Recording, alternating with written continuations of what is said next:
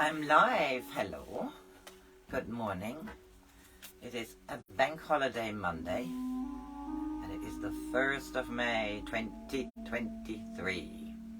I'm at the last chapter of this wonderful book, and in fact it is so short that I should have maybe included it in the last chapter. I read the previous chapter out of So Moses Was Born. That one was entitled The Heart of Governesses.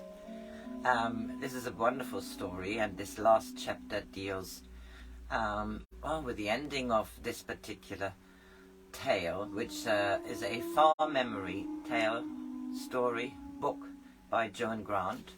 She was very much concerned with ethics. Her books have a unique mix of ethics and far memory, which continues to inspire readers today. They are the teachings of a woman of compassion, humor, and extraordinary psychic gifts. In their time, her books were treated as fiction, respected for their historical authenticity. But she's written an autobiography, and it is quite clear that these were recollections of her lives, which threaded like beads on the same string as her own. In her personal life, Joan was by turns poetic, inspirational, down-to-earth, challenging, funny, and wise, never conventional. In these times, these books are beautiful to delve into. She was born in 1907 and she died in 1989. And this is the story of Pharaoh Ramoses and the time of the birth of Moses. This is the last chapter entitled A Chariot for a Journey. The story is told from Nebunefer's view.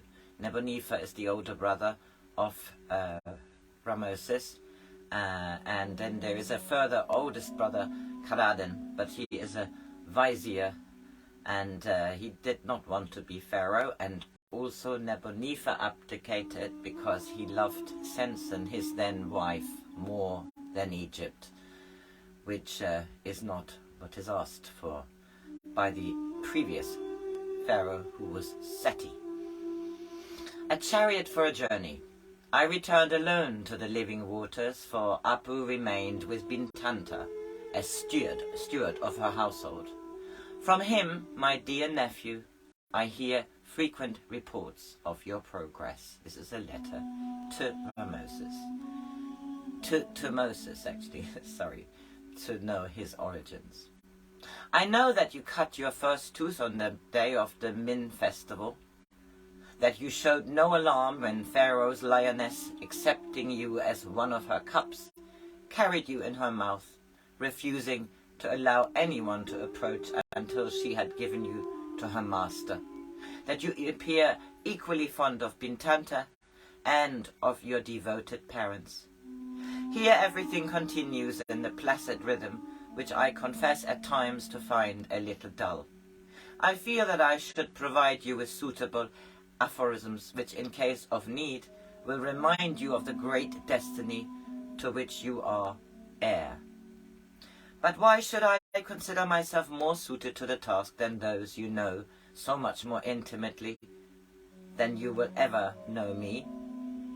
Tomorrow there will be no more to write, so the day without Sensen will seem even longer than usual. This morning Erie reminded me that the dates are ready for harvesting. It is a very gentle evening.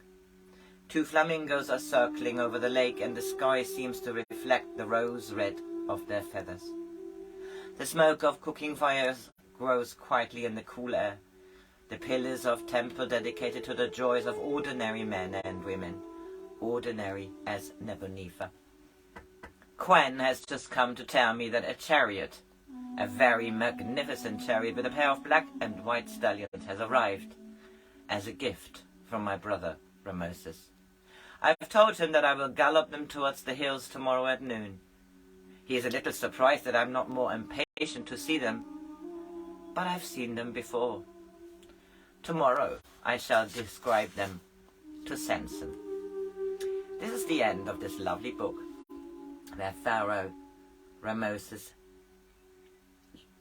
looks as if he is the father of Moses, and the mother being a Hebrew woman, Habakkuk. Well, I think it was a wonderful book. I loved it. I shall see what I do next.